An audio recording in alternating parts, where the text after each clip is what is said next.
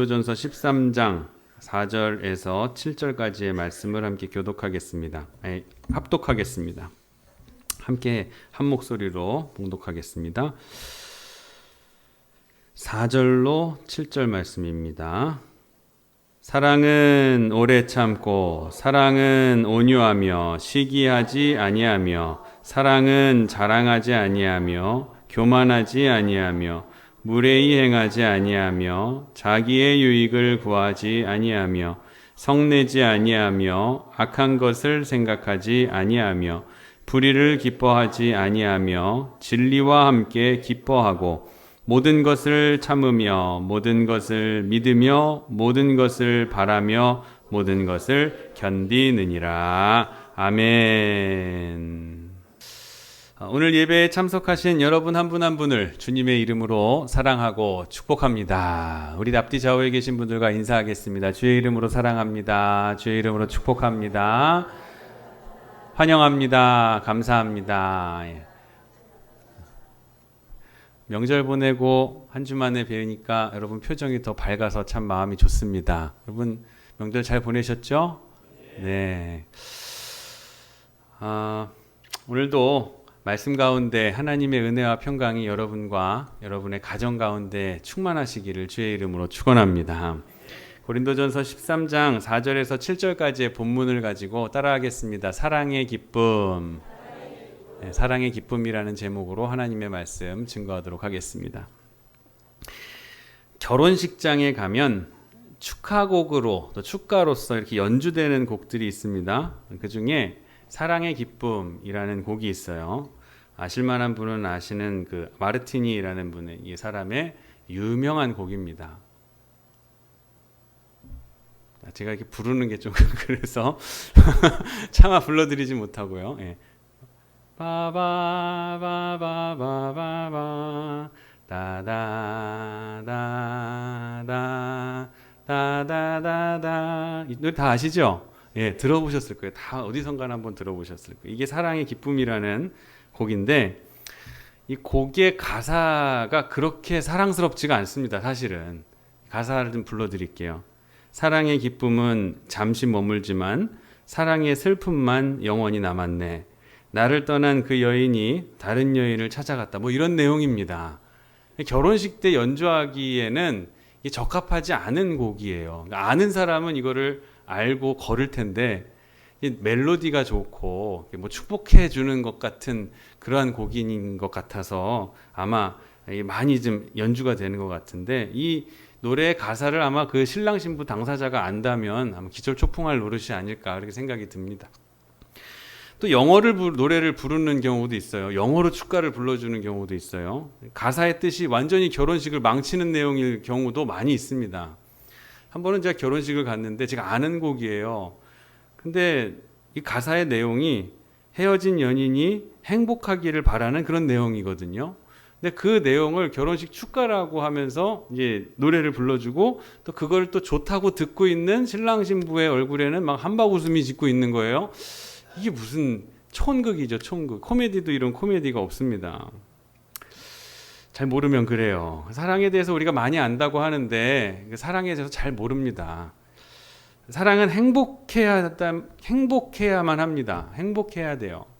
사랑은 기뻐야 됩니다. 기쁨이어야 돼요.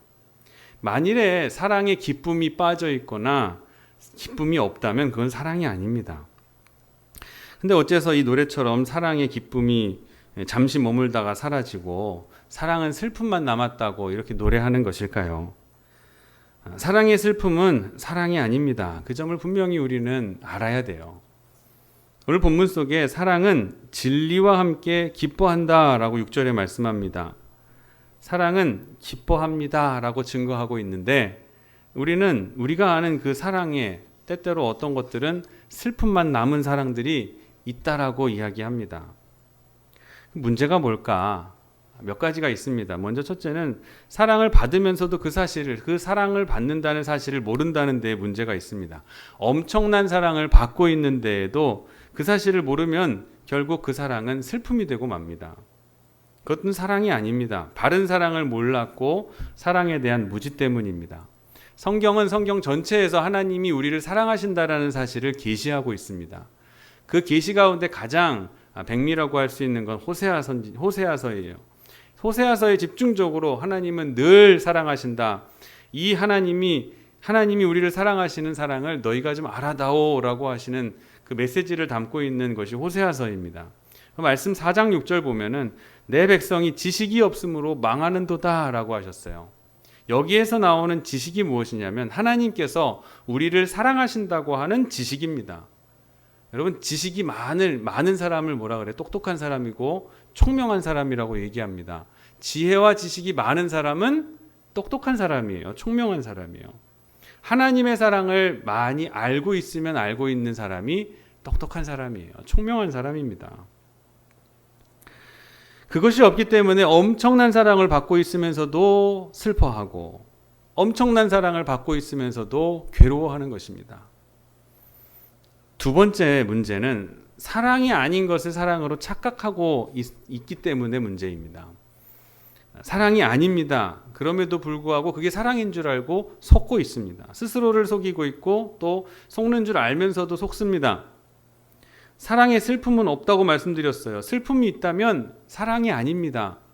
사랑의 아픔은 있을 수 있습니다. 내 사랑하는 사람이 고통을 당해서 아파하고 있어요. 고통당하고 있어요. 그러면 그 사람을 바라보는 나의 마음이 아파옵니다. 내게 있는 이 아픔이 있을 수는 있지만 이 사랑의 슬픔은 없습니다. 내 사랑하는 사람의 고통이 나에게 전달돼서 아픈 거죠. 함께 몸이 아파옵니다. 사랑하는 사람이 아파 몸져 누우면 그 곁에 그를 직진히 사랑하는 사람도 같이 아파옵니다. 마음도 아파오고 몸도 아파와요. 근데 이것은 슬픔이라고 생각하지 마시기 바랍니다. 이 슬픔이 아니에요. 이것은 아픈 사람의 고통당하는 일을 같이 아파하는 사람, 이것이 통하게 되면 서로에게 기쁨이 오는 거예요. 아, 저 사람이 나를 사랑하면서 나로 인해서 같이 고통을 겪고 있구나. 나로 같이 아파하고 있구나. 이걸 통해서 알게 되며 함께 기뻐하는 거예요. 함께 아프면서 기뻐하는 거예요. 내 사랑에 슬픔이 없는데도 불구하고 사랑이라고 슬퍼하면서 착각을 합니다. 사랑한 적이 없는데도 사랑한 줄로 알고 착각하는 겁니다. 이 모순 속에서 홀로 슬픔이 있는 거예요. 마지막 세 번째 문제는 미숙입니다. 어립니다. 성숙하지 못한 사랑, 유치한 사랑, 무능한. 그래서 유치하기 때문에 무능합니다. 나이 어린 아이들인 무능하다 그러죠. 능력이 없다 그러죠. 유치하고 어리고 성숙되지 못하면 능력이 없습니다. 사랑의 능력이 없어요. 그래서 마음뿐이고 늘 생각 속에만 잠겨 있는 관념상 사랑입니다. 행동이나 의지는 없고 그냥 생각 속에서만 사랑을 하기 때문에 늘 미련만 남게 돼요. 아, 사랑해야지, 사랑했어야지라고 하는 미련만 남게 되는 거예요. 그러니까 슬픈 거예요. 사랑의 생명력이 없어요. 그러니까 또 슬퍼요. 여기에 답답함이 있는 겁니다. 세상에 사랑처럼 흔한 말이 또 있을까 생각하면 없는 것 같아요. 그러나 그 흔한 말들 중에서, 그 흔한 사랑들 중에서 참 사랑은 정말 귀한 것입니다. 참 사랑이라는 것은 정말 귀한 거예요. 여기저기서 들리는 말들이 다 사랑 타령입니다만은 그 속에서 가장 슬픈 것은 사랑의 변질이에요. 사랑이 변질됐다. 또 사랑이 질적으로 타락된 것이 가장 마음이 아픕니다. 사랑 자체가 병들어 있다라는 거예요. 어떤 사람이 뱀에 물렸다고 상상을 해보세요. 독이 온몸에 퍼집니다. 빨리 상처를 싸매고 씻고 씻어내고 그 독을 빼내고 중화하는 약을 빨리 병원 가서 처방받아서 먹어야 됩니다. 근데 뱀에 물린 사람이 자기 죽어가는 거를 모르고 나를 문 뱀이 밉다고, 그 뱀을 죽이겠다고 몽둥이를 들고서 막 쫓아다닌다고 생각을 해보세요. 이렇게 하는 동안에 자기는 어떻게 됩니까? 자기는 점점 죽어가는 거예요. 이렇게 일생을 사는 사람들이 얼마나 많은지 모릅니다. 사랑을 생각해 본 일이 없어요. 나를 문 사람들만 몽둥이 들고 쫓아가서 죽이려고 해요. 미워하려고 해요. 내 원수, 나를 괴롭히고 나를 망친 사람, 그것을 미워하고 증오하는 것만 가득 차. 내가 뱀에 물려서 이미 내 몸에 독이 퍼지고 있다는 것을 생각지도 않고, 내가 죽어가는 것은 생각지도 못하고, 내 원수만 멸하겠다고 몽둥이 들고 일생 동안 따라다니며 증오합니다. 마치 사울처럼. 이렇게 비참하게 죽어가는 사람들을 많이 봅니다. 이런 사람들은 사랑을 생각해 본 일이 없는 거예요. 이 세상 어디에 진정한 사랑이 있냐고 얘기합니다. 사랑은 변하는 것이고, 사랑은 움직이는 것이고, 그저 미워하는 마음, 복수하고 싶은 마음, 이거 하나만 가지고 평생을 비참하게 사는 사람들이 얼마나 많은지 모릅니다. 이런 사람들에게는 사랑의 개념, 사랑의 뜻이 들어갈 만한 바늘 구멍만한 작은 틈도 그들에게는 없습니다. 가장 슬픈 얘기예요. 자, 그런데 사랑이 왜 기쁨이 아니고 슬픔이라는 것일까요? 자기도 슬프고 남도 괴롭히기 때문에 그래요. 사랑이라는 이름으로 얼마나 우린 남을 괴롭히고 있는지 몰라요. 이럴 때는 그런 사랑 받는 사람 입장에서 보면 그런 사랑은 차라리 안 주었으면 하는 생각이 들어요. 반갑지가 않아요. 제발 그냥 나를 내버려 두는 것이 사랑하는 거라고 생각이 들 때가 있어요. 사랑이라는 이름으로 이래저래 얼마나 많은 사람들을 우리가 괴롭히고 있는지를 모릅니다. 알고 보면 그건 사랑이 아니에요. 근본적인 사랑이 아닙니다. 사랑은 결코 슬픔이 될 수가 없습니다. 사랑은 오직 기쁨일 뿐이에요. 심리학자인 에리 프롬이라는 사람이 사랑의 예술이라는 책에서 사랑의 특징을 5가지로 이렇게 정의를 해 놓았습니다. 먼저 첫 번째는 관심이에요. 마음이 있는 것입니다. 흔히 말하는 항상 생각하는 거예요. 항상 그 사람을 사랑하는 대상을 생각하는 거예요. 이게 바로 사랑이에요. 온 관심과 온 이 안테나가 거기에 가 있는 거예요. 관심. 둘째는 책임을 지는 겁니다. 관심이 거기 가 있고, 거기 때문에 그 사람에 대한 모든 것을 내가 책임지는 거예요. 그에 대한 모든 것을. 그래서 남을 비판하지를 않습니다. 이런 사람은 남을 비판하지를 않아요. 잘못했다느니 잘했다느니 따지는 법이 없습니다. 왜냐하면 그의 모든 책임이 바로 내게 있다 여기기 때문에 그래요. 내가 있다. 모든 책임을 내가 지고 또 같이 진다는 것. 이게 바로 사랑입니다. 근데 이것은 저 사람 책임이고 이것은 그 사람 책임이고 이렇게 느껴지게 되는 순간 나는 사랑하는 게 더 이상 되는 게 아닌 거예요. 그 순간부터 내 사랑이 아니에요. 모든 일이 내 잘못이고 내 책임이라고 느껴지는 그 순간부터 우리는 진정한 사랑을 하게 되는 겁니다. 또 그렇게 책임을 지는 사랑이기에 존경하게 됩니다. 존경을 동반을 해요. 언제나 내 의견보다는 저 사람의 의견이 더 좋습니다. 다 사정이 있고 뜻이 있어요. 웬일인지 저 사람이 얘기하는 것은 정말 크게 보여요. 상대방이 존경스럽게 느껴집니다. 그런데 이상하게 나는 잘났고 상대방은 영 못나게만 보이는 것, 다른 사람이 하는 건 다 그 사람이 하는 건 다 잘못된 것만으로 보여지는 거, 이건 사랑이 아닙니다. 정말로 사랑할 때는 존경을 겸해서 사랑하는 거예요. 예수님께서 우리가 서로 사랑하라고 하셨어요. 우리 올해 한 해 우리 교회 표어가 서로 사랑하라예요.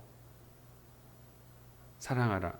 우리가 서로 사랑한다라는 것은 책임을 지고 존경하는 거예요. 이거 네 책임이냐? 너 그렇게 해가지고 그거 일 잘못되면 당신 책임질 거야? 그러면 이 일에 대해서 당신이 말했으니까 당신 책임져야 돼? 이것은 사랑이 아니에요. 교회 공동체는 그런 사랑을 한 그 정도의 책임 추궁과 존경 없이 존중 없는 것은 사랑이라고 볼 수가 없어요. 교회 안에는 사랑이 있어야 돼요. 사랑은 책임을 지는 거예요. 저 사람이 말해서 잘못된 일이 가더라도 내가 책임을 지는 거예요. 내가 동조했고 내가 동의하고 내가 침묵했으면 내가 하겠습니다. 내가 함께 책임지겠습니다. 그리고 내가 저 사람을 존경합니다. 그렇지만 실패했지만 내가 존경합니다. 이게 사랑인 거예요. 내가 저 사람을 깔보고 말하는 것마다 무시하고 멸시하고 내 뜻이 더 옳고 내 주장이 맞고 이렇게 주장이 되면 나 스스로에 대한 사랑을 다시 한번 들여다보셔야 돼요. 나를 들여다보셔야 돼요.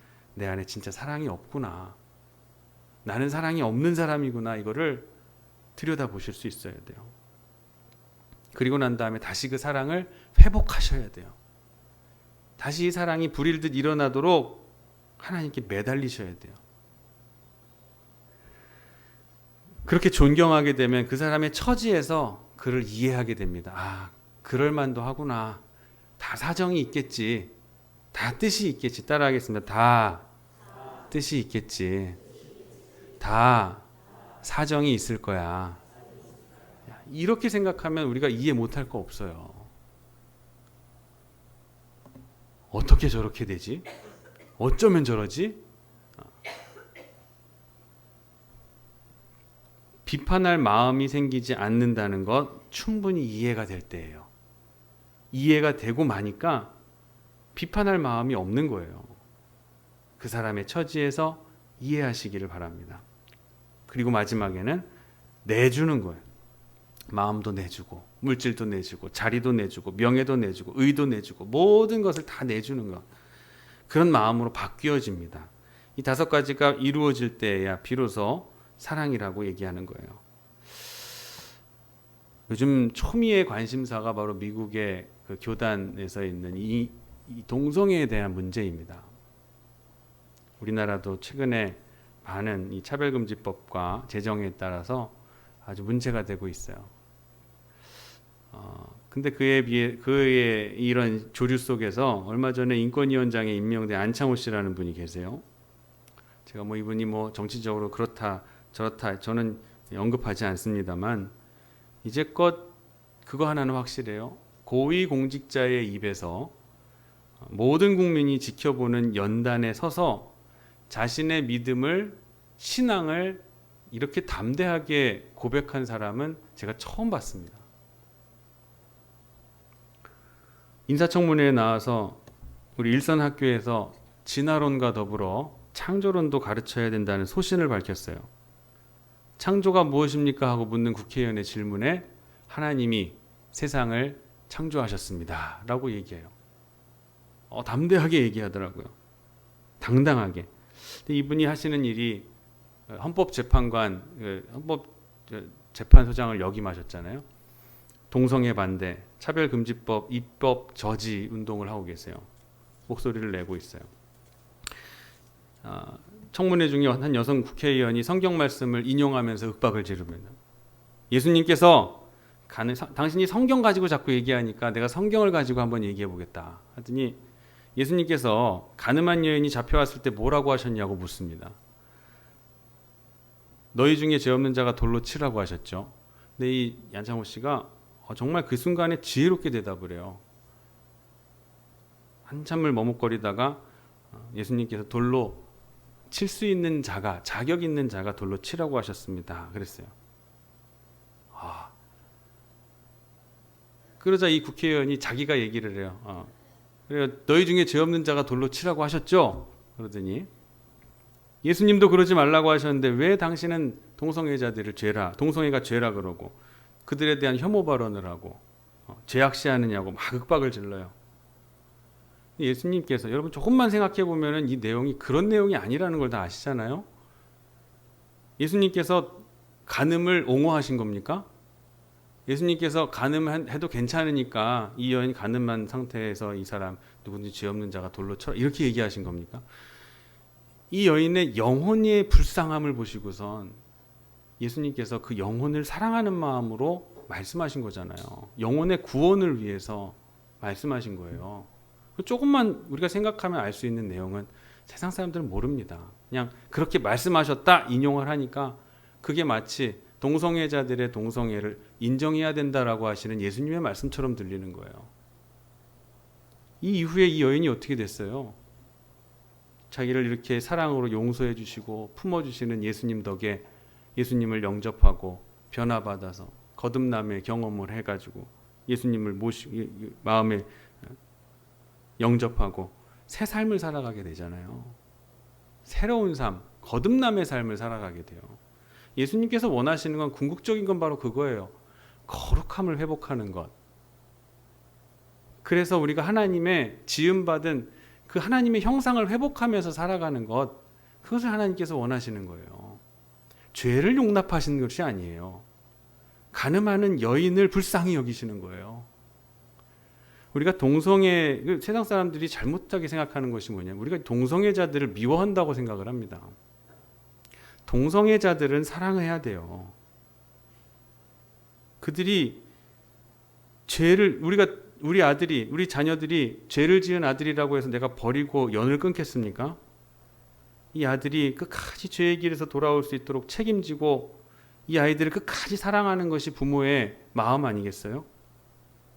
끝까지 책임지기 위해서 끝까지 사랑하는 것이 우리가 되어야 된다는 거야.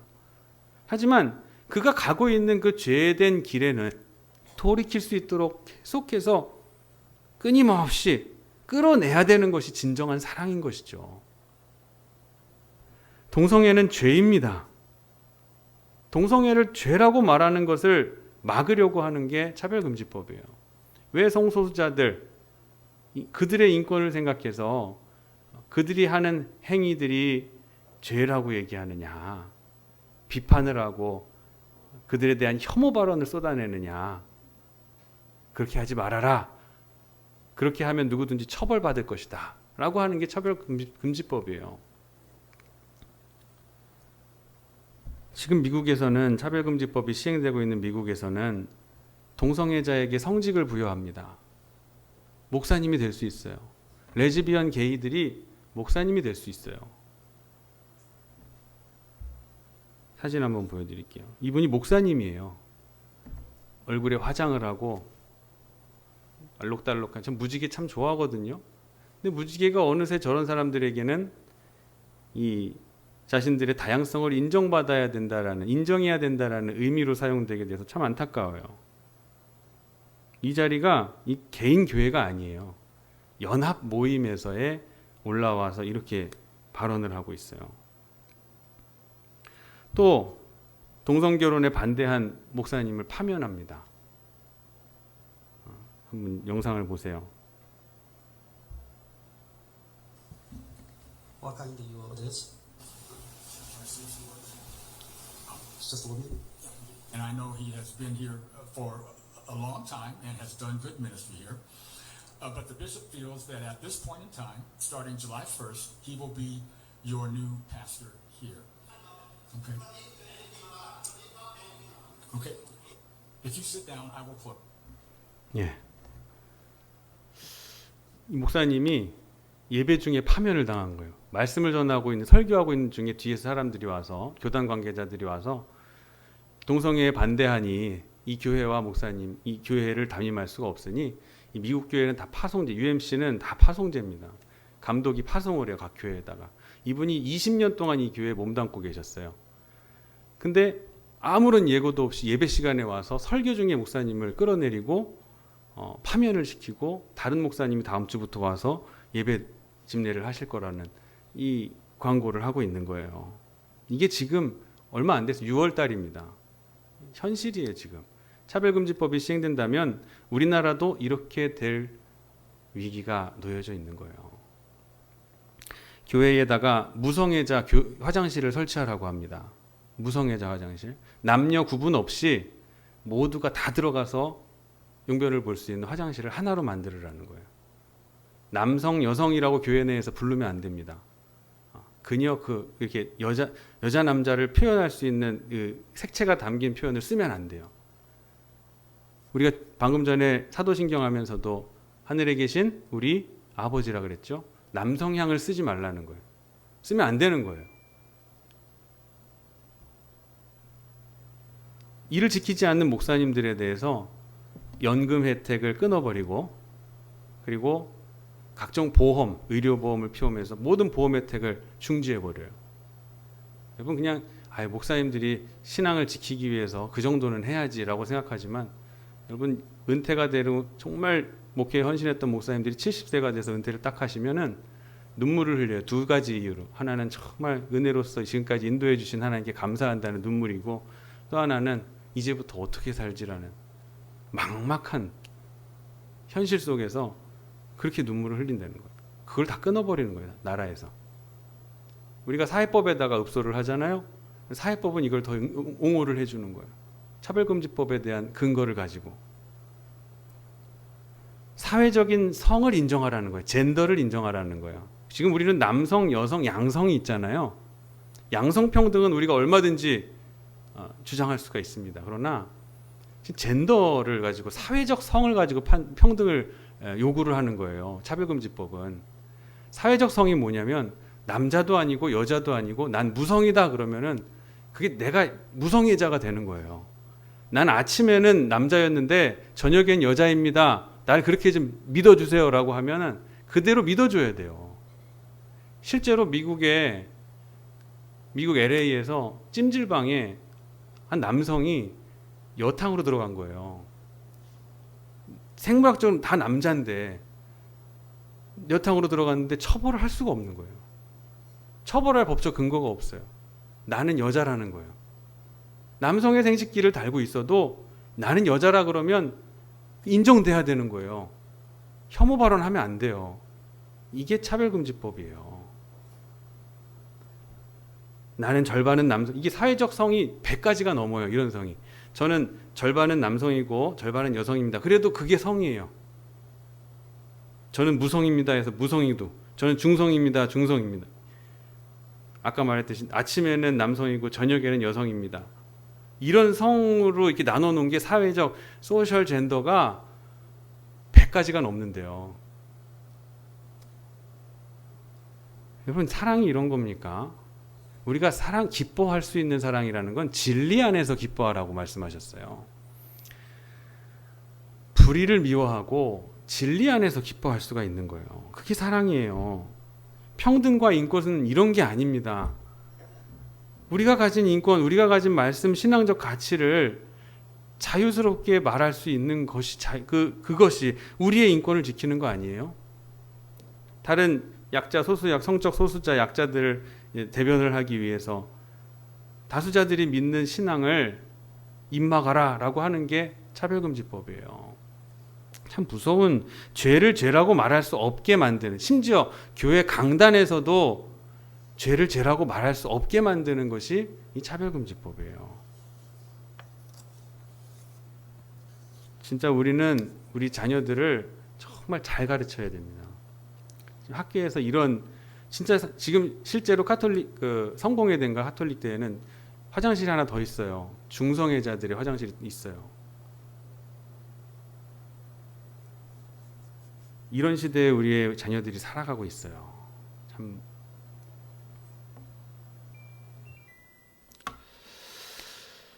자, 우리가 정신 차리고 경각심을 가지고 이 차별금지법 방해하는, 반대하고 집회하는 사람 분들을 이렇게 과격하게 그 정도로 생각하는 게 아니에요. 지금 그렇게 굉장히 심각한 문제입니다. 이런 일이 나오고 만약에 인터넷에서 그런 영상을 보고 하면 아래 댓글도 달아주시고 응원도 해주세요.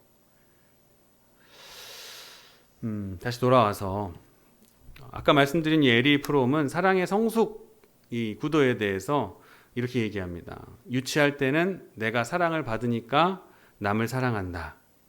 그렇죠? 내가 어렸을 때 미숙한 사랑은 내가 사랑을 받으니까 사랑을 하는 거예요. 근데 성숙한 사랑은 성숙하게 되면 내가 사랑하면서 비로소 사랑을 받는다는 걸 알게 된다는 거예요. 내가 사랑을 하기에, 원인이 내가 사랑을 하기에 결과가 사랑을 받는다라는 거예요. 유치한 사람들은 동기가 이렇습니다. 내가 너를 필요로 하기 때문에 내가 너를 사랑한다. 내가 너를 필요하기 때문에, 너는 내게 필요한 존재야. 그러니까 내가 너 사랑해. 이거예요. 필요가 사랑의 근거로 앞서서 나옵니다. 근데 성숙한 사람은 내가 너를 사랑하기 때문에 나는 너를 필요하다. 내가 너를 필요로 한다라는 거예요. 내가 사랑하기 때문에, 사랑의 대상이 바로 당신이기 때문에 당신은 내게 꼭 필요한 존재다라는 거예요. 여러분이 사랑하고 계시는 그 누군가를 한번 두고 생각해 보세요. 내가 그 사람을 필요하기 때문에 사랑하는 겁니까? 아니면 내가 진짜 사랑해서 그 사람이 내게 필요한 것입니까? 어느 쪽입니까? 내가 어느 수준의 사랑을 하고 있는지를 난 확인해 볼 수가 있는 거예요. 아직도 사랑받지 못하는 것으로 인해 불평이 많으십니까? 높은 차원으로 생각해 보십시오. 사랑해서, 끝까지 사랑해서 사랑받을 때까지 내가 사랑을 하는 거예요. 내가 사랑받을 때까지 사랑을 하는 거. 내가 필요해서 사랑하는 것이 아니라. 고린도전서 13장 이 말씀, 우리 사랑장이라고 하죠. 이 사랑장에는 사랑을 15가지로 설명을 하고 있습니다. 사랑은 자랑하지 아니하며 교만하지 아니하며 여러 가지로 말씀합니다만 이 말씀을 하나로 딱 종합해서 말씀해 보면은 사랑은 자기중심적이 아니다라는 거예요. 사랑의 중심이 여기에 있지 않고 원거리에 있는 거예요. 원심적이라는 거예요. 사랑은 여기에 있는 게 아니에요. 그래서 기쁨이 온다는 거예요. 그래서 기쁨이 여기에서부터 나에게 온다는 거예요. 그래서 사랑을 하면 그 사랑이 나에게 기쁨을 가져다 주는 거예요. 중심이 옮겨가는 것. 나 중심적인 것에 매여 있는 동안에는 사랑에서 기쁨을 느낄 수가 없습니다. 나는 당신을 사랑합니다. 그런 거로 나는 기쁩니다. 기쁠 수밖에 없습니다. 이러한 고백이 오늘 예배에 참석하신 여러분들의 고백이 되시기를 주의 이름으로 축원합니다. 정말로 사랑하고 계십니까? 그러면 기쁨을 숨길 수가 없습니다. 없어야 됩니다. 진짜 기쁨을 숨길 수가 없어야 돼요. 내가 사랑하는 기쁨을 정말 항상 기쁠 수밖에 없어요. 사랑은 의지이고 사랑은 행동하는 거예요. 사랑은 동사예요. 잊지 마시기를 바랍니다. 기뻐해서 사랑하는 게 아니라 사랑하면 사랑하는 행동과 사랑하는 의지와 함께 기쁨이 뒤따라온다라는 것. 이것이 사랑의 속성이라는 것을 잊지 마시기를 바랍니다. 그런 거로 오늘 말씀의 본문에서 아까 말씀드렸듯이 사랑은 진리와 함께 기뻐한다라는 거예요. 그냥 기뻐하는 게 아니라 사랑해서 기뻐하는 게 아니라 사랑은 말씀 안에서 성령 안에 성경 안에서 기뻐할 수가 있는 거예요. 근데 내가 사랑하는데 왜 기쁨이 없느냐? 진리에서 떠난 사랑을 하기 때문에 기쁨이 없다고 해석할 수 있는 거죠. 말씀에서 떠났기 때문에 하나님의 진리 안에서 떠났기 때문에 변질된 사랑을 가지고 사랑이 아닌 것을 가지고 사랑이라고 여기며 사랑할 때에 그 사랑이 슬픔이라는 것으로 그 뜻이 바뀌어지게 되는 거예요. 사랑은 불의를 기뻐하지 않습니다. 여러분, 내 마음에 미워하는 사람이 있는데 내가 기쁠 수가 없어요. 내 마음에 그러한 미움과 시기, 질투가 남아있는 동안에는 하나님의 말씀이라도 해도 들리지 않아요. 아무리 예배 와도 여기 와서 앉아서 1시간, 2시간을 말씀을 들어도 내가 미워하는 사람, 시기하는 사람이 있으면 말씀 안 들려요. 거기에 마음이 쓰이고 신경 쓰이고 안 들립니다. 하나님의 말씀, 예수님이 옆에 와 계셔도 바리새인들은 듣지를 않았어요. 예수님의 말씀을. 그의 말씀 인정하지를 않아요. 누구도 사랑할 수가 없어요. 놀라운 것은 사랑을 하는 유익에 또 이런 것이 있어요. 인내가 가능해요. 사랑하기 때문에 인내가 가능합니다. 참아서 사랑이 아니라 사랑하다 보면 참을 수 있게 되는 거예요. 사랑하면 극진히 사랑하면 참는 게 어렵지 않습니다. 그 사람을 위해서 참는 게 어렵지 않아요. 사랑을 위해서 희생할 수가 있게 합니다. 사랑은 절제하게 만들어요. 그 사람 앞에서 겸손하게 만듭니다. 그 김수희 씨의 대중가요에 보면 애모라는 곡이 있어요. 이 굉장히 인기 있었던 옛날 곡입니다. 서태지와 아이들인가요? 그 분들이 5주 연속 하여가로 1위를 했을 때 그 1위를 깬 곡이 김수희 씨의 애모였어요. 근데 그 곡에 이런 내용이 나와요. 그대 앞에만 서면 나는 왜 작아지는가? 작아진대요. 사랑 앞에 서면. 세상 사람인데도 사랑에 대해서 정확하게 파악하고 있어요. 사랑을 하면 작아지게 마련이에요. 근데 이상하게도 내가 커지고 사랑하는데 내가 막 커지고 상대방은 쪼그라들고 나는 막 확대되고 상대는 막 위축되고 조마조마하게 쪼그라든다면 그건 사랑이 아닙니다. 사랑이란 그대는 커지고 나는 작아지는 것. 그는 흥하여야 하겠고 나는 쇠하여야 하리라 라고 하는 세례 요한의 고백처럼 사랑하는 이를 높이고 그를 크게 만들고 나는 작아지고 정말 마지막에는 사라져버리더라도 기뻐할 수 있는 그것이 사랑이에요. 사랑의 기쁨이라는 건 바로 여기에 있는 것입니다. 자기 희생에 있고 스스로 겸손해지는 데 있는 거예요. 겸손해서 사랑하는 게 아니라 사랑하면 겸손해집니다. 저 사람 보면 저 사람 너무 교만해. 사랑 안 하고 있어서 그래요. 그리고 사랑은 능력이 있습니다. 능력이 있어요. 여러분도 잘 아시다시피 로마서 8장 28절 말씀에 우리가 알거니와 하나님을 사랑하는 자 곧 그 뜻대로 부르심을 입은 자들에게는 모든 것이 합력하여 선을 이루느니라 라고 하셨어요. 하나님을 사랑하는 자, 그 사랑을 알고 그 뜻대로 부르심을 입은 자들이 나누는 사랑에는 선을 이루는 능력이 있다라는 거예요.